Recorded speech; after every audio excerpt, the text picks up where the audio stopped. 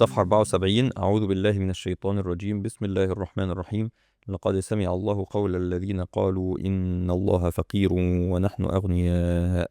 بسم الله الرحمن الرحيم. رب اشرح لي صدري ويسر لي أمري واحلل عقدة من لساني يفقه قولي. اللهم صل وسلم وبارك على سيدنا محمد وعلى آله وأصحابه الطيبين الطاهرين، وبعد. في الصفحة اللي معنا النهاردة نبدأ من قول الله تعالى: لقد سمع الله قول الذين قالوا إن الله فقير ونحن أغنياء، سنكتب ما قالوا وقتلهم الأنبياء بغير حق ونقول ذوقوا عذاب الحريق.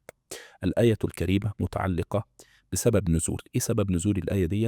إن سيدنا أبو بكر الصديق رضي الله عنه وأرضاه كان يمر ببعض مدارس اليهود في المدينة المنورة. بعض مدارس اليهود يعني الأماكن اللي قاعدين يتعلموا فيها التوراة. فقابل واحد من علمائهم وأحبرهم، فسيدنا أبو بكر بينصحه، بيقول له يعني اتق الله واستمع إلى ما جاء على لسان سيدنا محمد، وأن سيدنا محمد صلى الله عليه وسلم الذي جاء به هو الصدق، وأنتم تعلمون ذلك في التوراة وتعلمون ذلك في الإنجيل وفي الكتب السماوية التي تتدارسونها، وانت عالم وعندك فهم ومعرفة بالأمر ده. فبدأ يعني هذا الرجل اليهودي واسمه فلحاص، اسمه فلحاص، يتطاول على ربنا سبحانه وتعالى قدام سيدنا أبو بكر. قعد يقول له ربنا فقير وإحنا أغنياء. قال له ليه؟ قال له لأن ربنا بيطلب مننا إن إحنا نديله فلوس. مش القرآن بتاعكم بيقول من ذا الذي يقرض الله قرضا حسنا فيضاعفه له أضعافا كثيرة؟ يبقى إحنا أغنياء وربنا فقير.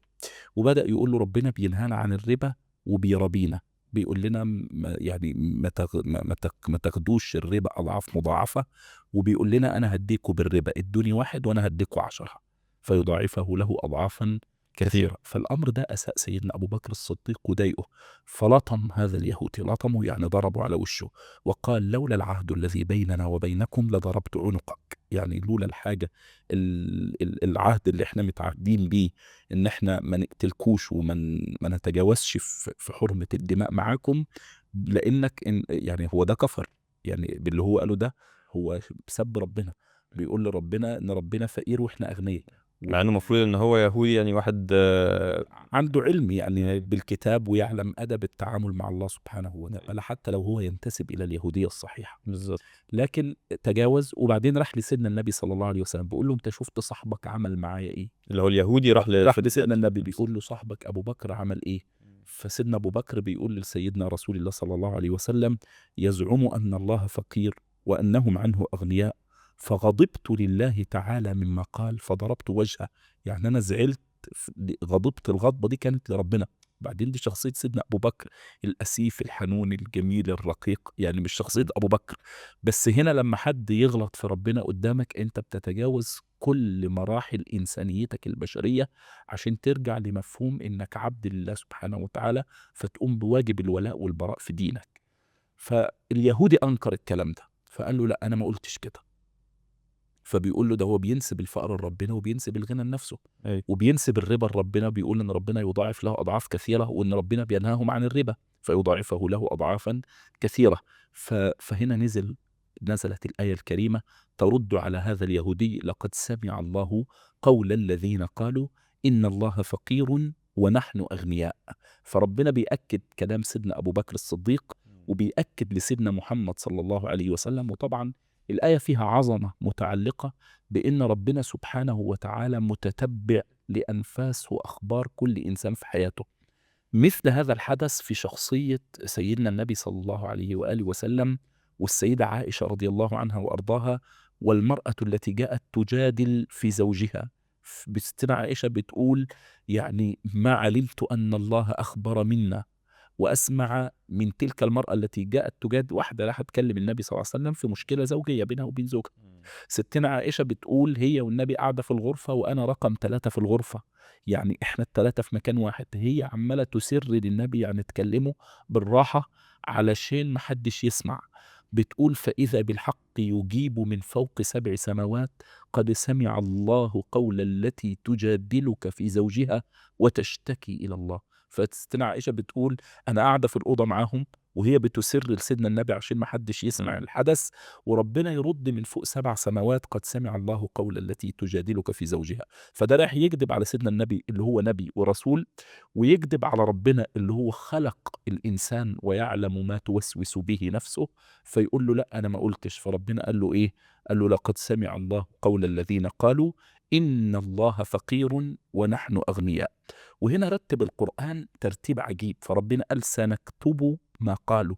ومعنى ان هو سنكتب ما قالوا ان الانسان ممكن يجي قدام ربنا يوم القيامة. يعني ايه فائدة الكتابة؟ ان ربنا يقول ما يلفظ من قول الا لديه رقيب عتيد. ومعنى ان بيكتب الخير وبيكتب الشر. وبعدين لما يجي ربنا في آية تانية يقول سنكتب ما قدموا وآثارهم وكل شيء أحصيناه في إمام مبين. ويجي آية تالتة تقول وكل صغير وكبير مستطر. ايه فايدة الكتابة؟ ده هي الموضوع اصلا ممكن يبقى اخطر من الكتابة. يعني احنا النهاردة بصنع بشري بني ادم اخترع اليوتيوب.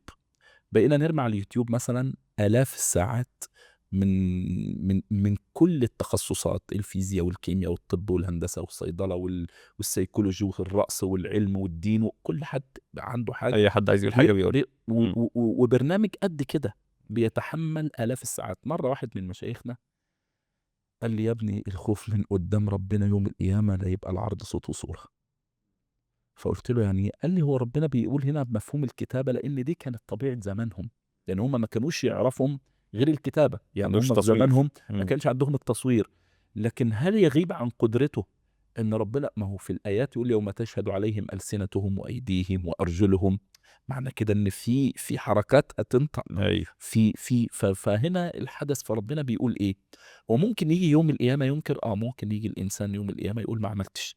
وبعدين ربنا يستنطق أعضائهم وقالوا لجلودهم لما شهدتم علينا قالوا أنطقنا الله الذي أنطق كل شيء.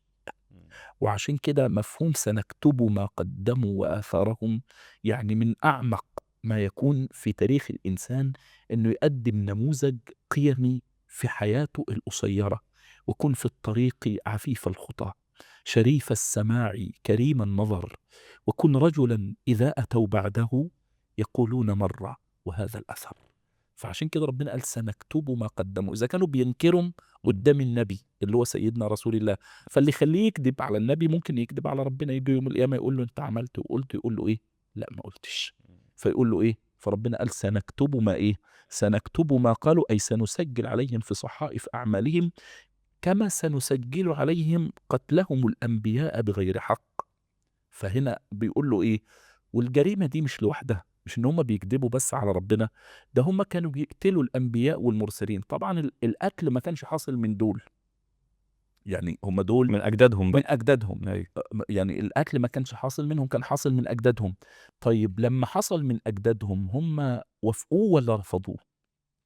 هنا بقى نقف عند المعنى ده، وده هيحيلنا المعنى تاني خالص في طبيعتنا في الحياة. انت شفت المنكر وافقته ولا رفضته؟ فحد يقول ايه؟ انا ما كنتش حاضر بس وافقته. واحد يقول انا كنت حاضر بس رفضته. كنت حاضر ورفضته طلعت من الازمه، لكن ما كنتش حاضر ووافقته دخلت في دايره العقاب. عشان كده في حديث عن سيدنا رسول الله من اخطر الاحاديث ومن اهمها في المشهد ده، سيدنا النبي صلى الله عليه وسلم يقول اذا عملت الخطيئه في الارض كان من شهدها فانكرها كمن غاب عنها. وده حديث ده مهم جدا. إذا عملت، ما احنا في زمن كله بلاوي وكله يعني تجاوز في حق ربنا وطغيان وفساد وظلم وفي كل معاني الأذى النفسي للبشرية. فهنا سيدنا النبي بيبين لنا بيقول إذا عملت الخطيئة في الأرض كان من شهدها فأنكرها كمن غاب عنها، ومن غاب عنها فرضيها كان كمن شهدها وأقرها. واللي غاب عنها وما شافهاش بس أقرها يبقى زي اللي إيه؟ زي اللي شاهدها وارتضاها. ايوه. فهم عملوا كده. عشان كده ربنا قال سنكتب ما قالوا وقتلهم الأنبياء بإيه؟ لغاية. بغير حق. يعني بيقول إن الجرم اللي حصل منهم، سواء في إساءتهم لربنا سبحانه وتعالى لما قالوا إن الله فقير ونحن أغنياء، وفي قتلهم الأنبياء الذين قتلهم أجدادهم من قبل وارتضوا هم هذا القتل وآمنوا به وصدقوه، سنكتب ما قالوا وقتلهم الأنبياء بغير حق ونقول ذوقوا عذاب الحريق. ربنا سبحانه وتعالى في الآية اللي بعدها قال ذلك بما قدمت أيديكم وأن الله ليس بظلام للعبيد. يعني العذاب الجزاء دايما من جنس العمل. يعني ربنا سبحانه وتعالى مش هيعذبك ولا هيؤذيك ولا هيقول لك، لكن ذلك ده اسم إشارة. اسم الإشارة يعود إلى أقرب مذكور. أقرب مذكور اللي هو إيه؟ اللي هو عذاب قتلهم الحريق. الأنبياء بغير الحق. قتلهم أفعالهم بقى من أفعالهم قتلهم الأنبياء بغير الحق وما قالوه حين قالوا أن الله فقير ونحن إيه؟ ونحن أغنياء. فذلك العذاب الشديد الذي حاق بكم أيها اليهود بسبب ما قدمت أيديكم من عمل سيء وما نطقت به أفواهكم من قول منكر. اللي إيديكم عملته واللي لسنتكم قالته، إيديكم عملته لما قتلوا الأنبياء أجدادكم بغير حق، وانتوا ارتضيتوا القول ده والقتل ده. والقول المنكر ان انتوا نسبتوا الى الله سبحانه وتعالى الفقر والى انفسكم الايه؟ والى انفسكم الغنى. فاقتضت حكمه ربنا سبحانه وتعالى ان ما يعذبش الا من يستحق الايه؟ الا من يستحق العذاب. ذلك بما قدمت ايديكم وان الله ليس بظلام. ظلام طبعا صيغه ايه؟ صيغه فعال. فيعني مبالغه في الظلم. فان الله ليس بظلام اي انه لا ينسب اليه الظلم اصلا. وفي الحديث القدسي قال يا عبادي إني حرمت الظلم على نفسي وجعلته بينكم محرما فلا تظالموا. وفي آيات القرآن الكريم كثير وما ظلمناهم ولكن كانوا هم الظالمون وما ظلمناهم ولكن كانوا أنفسهم يظلمون لا ظلم اليوم إن الله سريع الحساب. فهذا منفي عن الحق سبحانه وتعالى. قال إيه؟ وأن الله ليس بظلام للعبيد، أي أن هذا يعني. وبعدين جت الآية بقى في الآية اللي بعدهم تبين رذيلة تانية من رذائل اليهود وجريمة من جرائمهم في حق ربنا سبحانه وتعالى. الذين قالوا إن الله عاهد إلينا ألا نؤمن لرسول حتى يأتينا بقربان تأكله النار. الذين هنا تعود على إيه؟ اليهود، اللي هو وأن الله ليس بظلام للعبيد. الذين قالوا ماشي. الذين هنا اسم إشارة يعود على ما سبق. من أوصافهم ربنا سبحانه وتعالى بيقول لسيدنا النبي صلى الله عليه وسلم دول من أوصافهم إن هم حتى لما بيجوا يتكلموا معاك في الدين بيقولوا لك إحنا مش هنؤمن بيك إلا لما تجيب لنا معجزة. المعجزة دي كانت بتيجي في بني إسرائيل من قبلنا. بعض الأنبياء اللي ربنا سبحانه وتعالى أرسلهم إلى بني إسرائيل، وبني إسرائيل أكثر أمة أرسلت فيهم أنبياء ومرسلين، ولم يعني يتبعوا ولم ينتهجوا ولم يعني يصححوا منهج في اتباع نبي من الأنبياء دول. فبيقولوا له إن كان من جملة المعجزات اللي كان بيجي بيها الأنبياء قبلنا إن كان ربنا يديله أمر إنه نذبح قربان. نذبح قربان طبعا مفهوم كلمة القربان في اللغة العربية كل ما يتقرب إلى الله سبحانه وتعالى به. مثلا الصلاة إلى الصلاة قربان، الزكاة قربان، العبادة قربان. قربان يعني إيه؟ يعني نتقرب إلى الله سبحانه وتعالى به. لكن اشتهرت كلمة قربان وعرفت عند الناس بالذبح، وده معناها هنا يعني ألا نؤمن لرسول حتى يأتينا بقربان. مفهوم القربان هنا انه يذبحوا ذبيحه وياخدوا قطايب الطعام بتاعها وبعدين يجوا في وسط الدار. وسط الدار عندهم ما كانش عليه سقف يعني منه للسماء على طول، واللي هو صحن الدار بنسميه عند العرب يعني. ومنهم مسألة صحون المساجد. في عندنا إلى اليوم صحن المسجد اللي هو إيه؟ المكان المتسع إلى السماء زي جامع الأزهر والسلطان حسن والحاكم بأمر الله وكتير من المساجد صحن المسجد. فيجوا هم في صحن الدار في وسط الدار اللي هو ما عليهوش غطاء منه للسماء على طول. فيقول فيتنزل دخان خفيف فيشبه النور، يعني مش مظلم قوي وله صوت. فيأخذ هذا الايه؟ فيأخذ هذا القربان فيتبخر به، فما يبقاش من قطايب اللحم ده اي حاجه. فبيقولوا من المعجزات اللي كانت بتيجي على الانبياء والمرسلين قبلنا ان احنا زي ما كان بيحصل معاهم المفروض يحصل معنا. الذين قالوا إن الله عاهد إلينا ألا نؤمن لرسول حتى يأتينا بقربان تأكله النار. فربنا بيقول لسيدنا النبي صلى الله عليه وآله وسلم قل قد جاءكم رسل من قبلي بالبينات وبالذي قلتم فلم قتلتموهم إن كنتم صادقين. يعني بيقول لسيدنا النبي صلى الله عليه وسلم، قال له هو الأول مقصدهم من وراء القول ده إيه؟ إن هم تركوا الإيمان بسيدنا النبي صلى الله عليه وسلم عشان ما جاب لهمش معجزة زي معجزة الأنبياء بتاعتهم.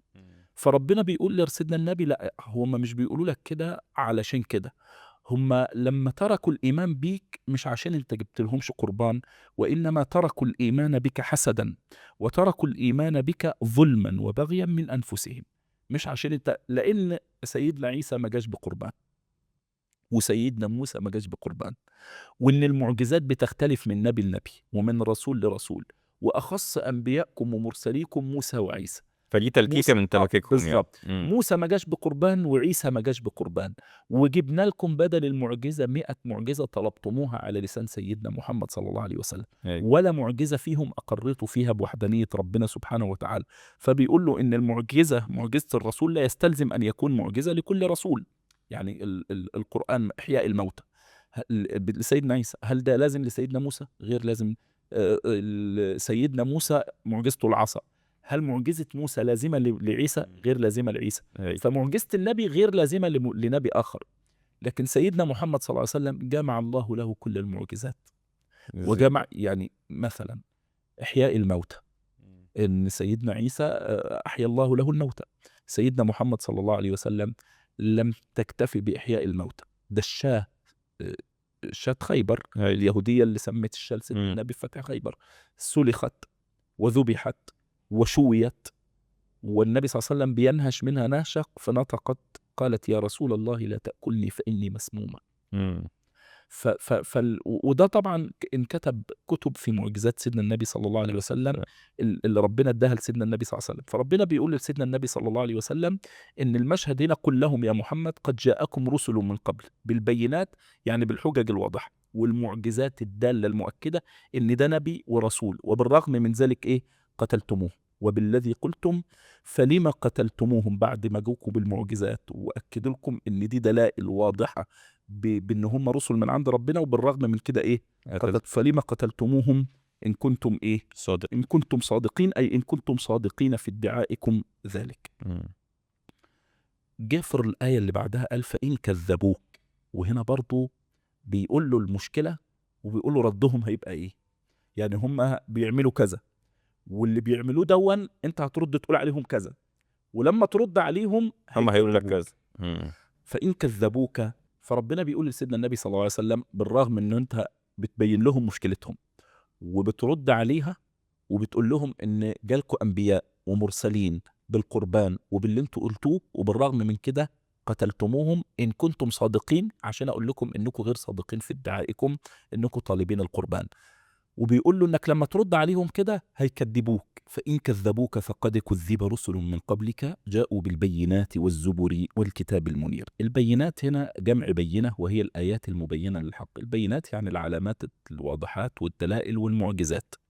الزبر جمع زبور، والزبور هو الكتاب الذي نزل على سيدنا داود عليه السلام، وهو من الكتب السماوية. طيب هو في أكتر من زبور ولا هو زبور واحد يعني كتاب سماوي واحد؟ لا، كل كلمة زبور معناه في اللغة العربية هو الكتاب الذي يحتوي على الحكم والمواعظ. أي كتاب يحتوي على الحكم والمواعظ اسمه زبور، جمعه زبر. فربنا سبحانه وتعالى بيقول إن الكتب السماوية يجوز أن يطلق على كل كتاب زبور. فبيقول له فإن كذبوك فقد جاءوا فإن كذبوك فقد كذب رسل من قبلك جاءوا بالبينات يعني بالمعجزات الواضحات، والزبر يعني بالكتب السماوية كما نزل الزبور على داود، وكما نزلت التوراة على موسى، وكما نزل الإنجيل على عيسى، وكما نزل القرآن. طيب والكتاب المنير، المقصود بالكتاب المنير هنا هو الإيه؟ هو القرآن.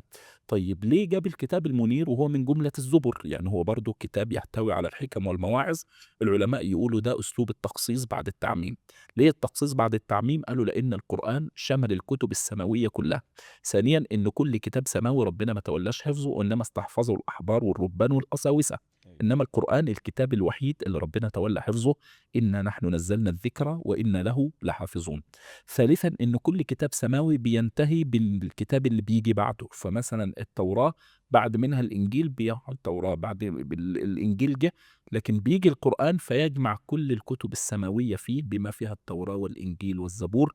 وبما فيها الأنبياء الذين أنزل عليهم هذه الكتب السماوية. عشان كده أفرده بالذكر. ومعنى الكلام هنا أن ربنا بيقول لسيدنا إن كذبك هؤلاء اليهود يا محمد بعد أن قام الدليل على صدقك وعلى كذبهم وتعنتهم ما تزعلش، فلا تبتئس ولا تحزن، فإن الأنبياء من قبلك قد قوبلوا بالتكذيب من أقوامهم بعد أن جاءوهم بالأدلة الإيه؟ بالأدلة الواضحة. وبعدين ربنا سبحانه، يبقى الآية الغرض منها التسلية والتخفيف على قلب سيدنا النبي صلى الله عليه وسلم من اللي هيلقاه من التكذيب والجحود من هؤلاء الإيه؟ المعاندين.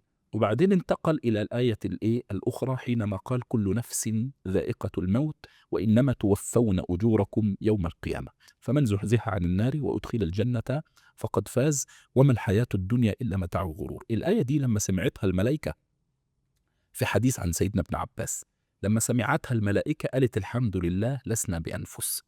يعني إيه مش أنفس؟ يعني مش هنموت زي ما الأنفس بتموت، لأن الملائكة أرواح نورانية ما فيهاش حالة الإيه؟ النفس. فأنزل الله سبحانه وتعالى كل من عليها فان ويبقى وجه ربك ذو الجلال والإكرام. فالملائكة قالت الحمد لله احنا مش عليها، يعني لسنا على الإيه؟ على الأرض، وليس مصيبنا ما يصيب أهلها، يعني اللي هيجرى لأهل الأرض مش هيجرى لنا. فربنا حب يحسم القضية ويوضح الحقيقة، فقال كل شيء هالك إلا وجهه له الحكم وإليه ترجعون. عندها أيقنت الملائكة أن الغني والفقير والصغير والكبير والذكر والأنثى والأبيض والأسود والملك والبني آدم والحيوان والجماد والنبات كله يخضع للإيه؟ للفناء المطلق. كل شيء هالك إلا إيه؟ إلا وجهه له الحكم وإليه ترجعون. كل باك سيبكى وكل ناع سينعى وكل مذكور سينسى وكل مذخور سيفنى ليس غير الله يبقى من علا فالله أحد. يعني في النهاية ما فيش بقاء غير لله سبحانه وتعالى. طيب التعبير بذائقة، يعني بكلمة ذائقة، وده هتلاقيه في أكثر من موطن في القرآن والسنة. مثلا لما سيدنا النبي يقول ذاق طعم الإيمان، الذوق دائما بيبقى في الطعوم. يعني يقول لك أنا دقت التفاح، أنا دقت المانجا، أنا دقت في الأكل، دقت حادق عادب مر حلو. أيوة. فالذوق دايما، فلما ربنا يعبر عن الموت بأنه هو ذوق فنقول كل نفس ذائقة، فهو بالفعل ذوق. ذوق عشان كده يقولوا لأن للمؤمنين لموتهم حلاوة، يعني لما بيجي يموت بيدوق حلاوة الإيه؟ حلاوة الموت. وللكافرين والعياذ بالله أو المشركين لموتهم مرارة، يعني لما يجي يموت يلاقي في مرارة للموت. عشان كده كل نفس إيه؟ كل نفس ذائقة الموت. طب وإنما توفون أجوركم يوم القيامة، ودي طبعا نقطة مهمة جدا. يقول لك إيه؟ طب وعذاب القبر ونعيم القبر وزمات ابن آدم قامت قيامته، يعني قال لك لأ، انت في القبر بيتفتح لك باب، يعني عرفت انك في الجانب اليمين او في الشمال، بس توفونا يعني بتاخد الأجر كامل بقى امتى؟ هتدخل بقى من الباب دوت امتى؟ وتحصل الموضوع. توفية الشيء هو ايه؟ لما ربنا يوصف إبراهيم عليه الصلاة والسلام يقول وإبراهيم الذي ايه؟ وفى. وفى يعني ايه؟ يعني قفل الدرجة، يعني خد كل حاجة. عشان كده وإذ ابتلى إبراهيم ربه بكلمات فإيه؟ أتمهن، لأنه قفل الدرجة. فعشان كده توفون أجوركم، فقال لك أنت في القبر إيه؟ وده بقى كلام الفخر الرازي رحمه الله، يقول إيه؟ تمام الأجر والثواب لا يصل إلى المكلف إلا يوم القيامة. قالوا طيب ما هو أنا ممكن أخد أجر في الدنيا، فقال لك لا، لو خدت أجرك في الدنيا ما بتاخدوش كامل. يعني حتى ده بقى في الدنيا يقول لك ايه؟ طب ما انا ممكن احصل اسباب السعاده في الدنيا، يعني ابقى فرحان مبسوط مسرور. يقول لك بس ما بتبقاش ايه؟ ما بيبقاش كامل. يعني اي لذه في الدنيا لها منغصات، واي عذاب في الدنيا له متعه. يعني حتى الكافر لو بيعذب في الدنيا هو ما بياخدش العذاب كامل، لانه بياخد متعه دنيويه، يعني برضه مع العذاب او مع الاضطراب او مع القلق او مع التوتر او مع انه بعيد عن ربنا، لكن هو بيحصل متعه جنسيه، متعه ماديه، متعه انه معاه فلوس. وكذلك المؤمن لو بيحصل متعه اليقين والايمان والاطمئنان، لكن عنده مشاكل، عنده الم، عنده وجع، عنده فقر، عنده مرض، عنده حد حبيبه توفى، عنده ففي وجع. والمشرك او الكافر برضه حتى لو هو معذب في الدنيا هو مش موفق. ليه؟ لان ده مصحوب بالمتعه. وما الحياه الدنيا الا ايه؟ متاع الغرور. فهنا لازال في خداع. فانما التوفيه الكامله بتبقى امتى؟ بتبقى يوم القيامة. قال وإنما توفون أجوركم يوم القيامة. وشوف تعبير القرآن لما يقول فمن زحزح، كلمة زحزحة في اللغة العربية اللي هو تنحى عنها، يعني يا دوب، عارف زحزحة يعني إيه؟ عدى على بالعافيه يعني. الرقرق 50% أيوة. و50%، اللي هو فمن زحزح. والصالحين رضي الله عنهم، كان لنا سيدنا الشيخ عبد الجليل قاسم رضي الله عنه وارضاه، كان يمتدح يعني يقولوا له انت فيك وانت صالح وانت ولي وانت من اهل الله. قال له يقول لهم لو دي بس انا مش عايز غير فمن زحزح، يعني بس دي تطلع على الايمان، ومش عايز غير فمن زحزح، هو من اهل الله الكمل ومن المقربين. لكن هنا تشوف معاني ان الانسان يفهم الادب مع الله، انا يعني بس نعدي يا رب. فبعض الناس يقولوا يا رب من المقبولين، وبعض اهل الدلال على الله يقولوا له لا احنا عايزين رضاك. مقبولين دي احنا لا، احنا عايزين رضاك. رضاك بقى هيبقى فيه عطائك وهيبقى فيه فضلك وهيبقى فمن زحزح عن النار. وبالرغم من كده يقول فقد ايه؟ فقد فاز.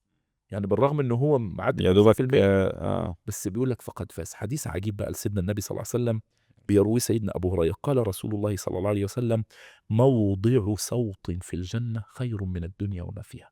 تاني، موضع صوت. عارف موضع الصوت؟ الكرباج. الكرباج ده حجمه ايه؟ رفيع. موضعه ايه؟ رفيع جدا، يعني سنتي في طول مثلا متر. يقول لك مترين. المساحه دي في الجنه قال لك بتكفي. المساحة دي في الجنة خير من الدنيا وما فيها. سيدنا النبي بيقول وإن شئتم فاقرأوا فمن زحزح عن النار وأدخل الجنة فقد فاز. بيقول لهم. وعن سيد برضو حديث تاني عن سيدنا عبد الله بن عمرو بن العاص بيقول قال رسول الله صلى الله عليه وسلم من أحب أن يزحزح عن النار ويدخل الجنة فلتدركه منيته وهو يؤمن بالله واليوم الآخر وليأتي إلى الناس ما يحب أن يؤتى إليه. ده حديث عجيب جدا وجميل جدا، لأنه بينظم علاقتين، علاقتك بربنا وعلاقتك بالناس. بيقول لك اللي يحب أنه هو يعني يموت وهو مزحزح عن النار وداخل الجنة، تدركه منيته، يعني يموت وهو يؤمن بالله واليوم الآخر، ما يبقاش مشرك. وليأتي إلى الناس، يعمل مع الناس اللي يحب الناس تعمله معه. وليأتي إلى الناس ما يحب أن يؤتى إليه. شوف الناس تحب تعمل معك إيه واعمل معاهم زي ما تحب يتعمل معك. عشان كده وليخشى الذين لو تركوا من خلفهم ذرية ضعافا خافوا عليهم. يعملوا إيه؟ فليتقوا الله وليقولوا إيه؟ قولا سديدا. وما الحياة الدنيا إلا متاع الغرور. متاع الغرور يعني ما يتمتع به الإنسان وينتفع به مما يباع ويشترى. وكلمة الغرور يعني الخداع يعني. فبيقول دي فيها متعة، بس المتعة دي كلها إيه؟ مزيفه. مزيفة. أيوة. وما الحياة الدنيا إلا متاع الغرور. وبعدين ألا تبلون في أموالكم وأنفسكم ولا تسمعن من الذين أوتوا الكتاب من قبلكم ومن الذين أشركوا أذى كثيرا. وده برضو خطاب ربنا بيقول لسيدنا النبي صلى الله عليه وسلم. كلمة لا تبلون بتفيد الإيه؟ بتفيد الاستقبال. وده ربنا بيخاطب بيه سيدنا النبي، بيخاطب المؤمنين، بيقول له أنتم مش هتنوا، يعني علشان تظن. وده قرأناه قبل كده في سورة البقرة لما قلنا سيقول السفهاء. هم السفهاء كانوا قالوا على فكرة، ولو القول كان انتهى كان ربنا قال السفهاء أو يقول السفهاء. لكن سيقول السفهاء يبقى هم. ولحد النهارده احنا في 2025 وما بعدها وما قبلها السفهاء قالوا ويقولوا وسيقولوا. ليه؟ لأن الصراع بين الحق والباطل قائم إلى أن يرث الله الأرض ومن عليها. يبقى هنا لتبلون. فالبلاء هنا وترتيب البلاء هنا عجيب. يعني لما تشوف لما ربنا سبحانه وتعالى بدأ بإيه؟ قال له لتبلون في أموالكم. الابتلاء اختبار. لتبلون يعني هتختبروا يعني. اختبروا. هتختبروا في. طيب سهل ان انا اختبر في مالي. اصعب شويه نفسي، روحي، ان انا اختبر في روحي، يعني في نفسي. اصعب شويه ان انا اختبر في ديني.